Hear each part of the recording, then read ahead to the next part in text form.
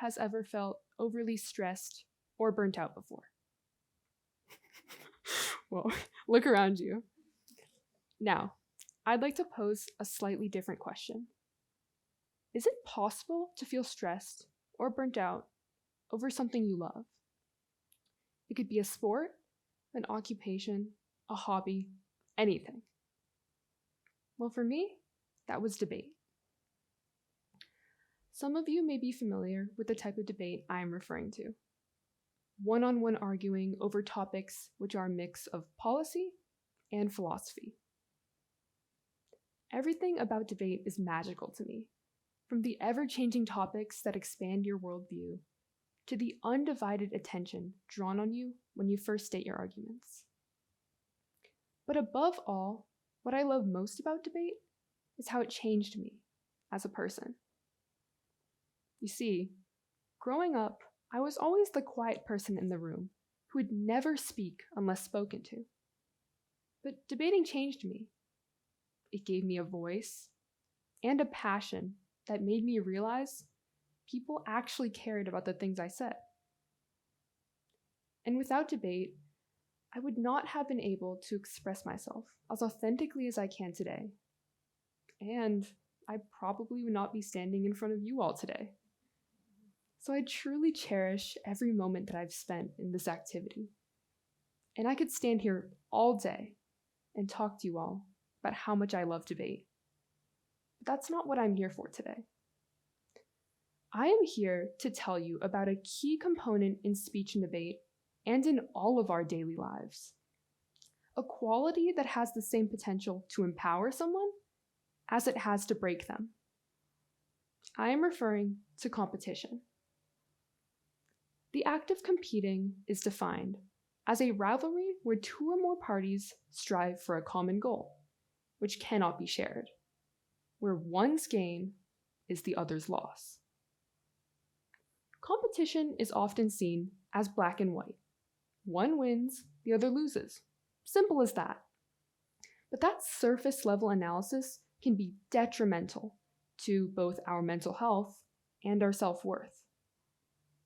Applying this to a speech and debate round, someone who wins or places higher is seen as superior compared to the other opponents. However, all of the hard work and sacrifices that the other people have put in for this activity are discounted, simply because their outcome wasn't as desirable. The impact of this issue is magnified in a speech and debate tournament because by nature, it is a highly competitive environment focused solely on academic achievement. I had not personally felt the negative effects of this pressure until the final tournament of last year. For context, debate tournaments typically consist of preliminary rounds, where everyone competes, and eliminary rounds, where only those who win a certain amount of rounds during preliminaries get to move on. But from then on, it's single elimination. Lose one round, and you're done. After hours upon hours of strenuous but fun debating, I had finally made it to the semifinals round at my state debate tournament. Everyone else on my team had already been eliminated, so some of them came to watch my round. As I walked into the room where I was competing, the bright and invigorating energy I had been surrounded by the entire day suddenly felt different. I glanced to my left. There sat 3 judges. One of them gave me a quick smile, but the other 2 were glaring at me, as if I had just committed a crime. Slightly shaken, I sat down at a desk, pulled out my laptop, and that's when it hit me. I'm the last one standing. Prior to this round, there had always been at least one person in my team still competing. It made me feel safe, knowing that the fate of my team's performance didn't rely on just me, until now. I was the sole representative left on the debate team. If I lost, they lost. The pressure of the entire team now rested on my shoulders. As the round started, I noticed my hands start to shake a little. It was small, but noticeable. I read through my first speech. Everything was going fine so far, but I noticed it was getting harder and harder to breathe. It felt like I was gasping for air in between each word. By mid-round, I was losing it. I felt like I was drowning.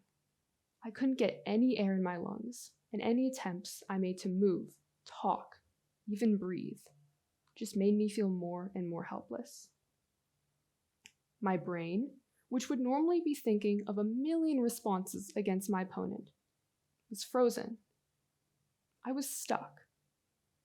It was like the pressure to succeed had become physical, and I was being crushed by it. The only thing going through my head at the time was, I have to win this round. If I don't win this round, not only am I a failure to my team, but to myself. And in that moment, debate didn't feel fun. It felt demanding. It felt like I was losing the part of me that loved debate to the part of me that loved success. It's hard to recognize these negative feelings in the moment because they can often be confused with the motivation to accomplish. And at times, they certainly can be motivating, but at most, it's a short-term effect. Little did I know at the time, but I was burnt out. Not from the activity itself, but from the toxic competition and general lack of support. The reason why I ignored my feelings for so long was not because I didn't want help. I just thought I was the only one going through this. In the past, I've had panic attacks at truly random times, so having one during a debate round wasn't implausible. But looking back on it, I failed to recognize that stress and burnout truly come in all different forms. Throughout last year, my friends on the speech team would talk here and there about feeling especially anxious or burnt out about their speech pieces or the upcoming tournament.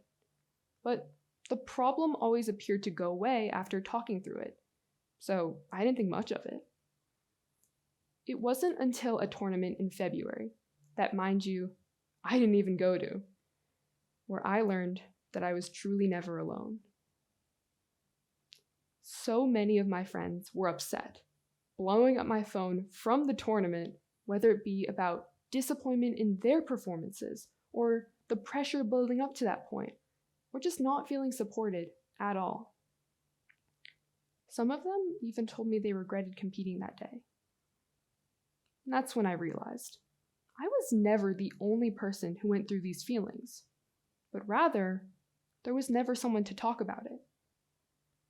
I wanted to learn more, so I conducted a small-scale study on fellow speech and debaters in my community surrounding mental health in this activity, and found that more than 73% of participants had felt burnt out at some point in their career. Using a multiple selection system, the responses mainly attributed the cause of burnout to two things. 1. 66% of participants stated a cause as disappointment in their or others' performances. 2. 42% of participants attributed it to inadequate support from those around them. But why does this matter to you? You probably don't do speech and debate, but you too probably work. I would say that a majority of people in this room have either worked or will work at some point in their lives. And according to a survey conducted by Microsoft on 20,000 people across 11 countries, nearly 50% of employees and 53% of managers report that they're feeling burnt out at work. As it turns out, it's nearly a universal issue. Going back to that state debate round, I remember scanning the room with my eyes, trying to find something to focus on, anything to take my attention away from my thoughts. Suddenly, my eyes landed on my friends who had come to watch me. There they sat, some of them paying utmost attention, some of them not even paying attention. But regardless, they had come for me. Even though I was clearly losing at that point, one of my friends shot me a huge smile. And in that moment, it was like all of my worries building up to that point just melted away. I took a deep breath and delivered my final speech. It was fantastic. As my team and I walked out of that room, it was like the same magic that had made me fall in love with debate was just floating in the air. There was no denying that I'd lost that round, but even so, my team was still cheering me on, maybe even louder than if I had won.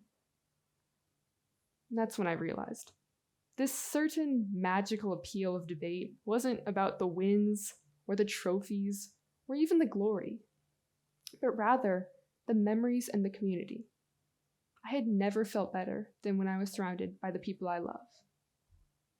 Regardless, though, this pressure to outperform is everywhere, making it nearly impossible to avoid and even harder to deal with. So, how do we deal with it? The first step in combating burnout is realizing that you are not alone. If you are to take away anything from my talk today, let it be that burning out is probably the most under-normalized normal occurrence in our society. Take it from me, or my friends, or even the people in the speech and debate community. It's okay to feel burnt out. It's okay to feel stressed. It can happen to anyone. Once we realize that nearly everyone goes through feelings like this, the next step is working with ourselves and the people around us to fix it. In general, we tend to get so caught up in the things that we involve ourselves in that we allow it to define us. And in turn, we lose sight of our own identity. Like with speech and debate, this mindset can cause some people to attribute their self-worth directly to their performance, leading us to believe that our success is 100% attributed to just ourselves.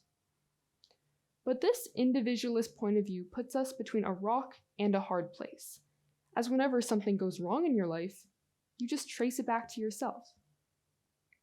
But the purpose of this talk is not to say that we are the cause for our own burnout. Rather, we are the solution to fixing it. Obviously, we can't just stop competing, because that defeats the whole purpose of speech and debate, along with thousands of other activities that enhance all of our daily lives. Competition feeds the passion within us. Instead of beating up that passion whenever we do something wrong, we need to uplift it. Instead of dwelling over what we can't control, we need to focus on what we can do. In order to solve this problem of burnout, we need to look into the gray space that is often left forgotten in the scope of everything that happens in our lives. Us.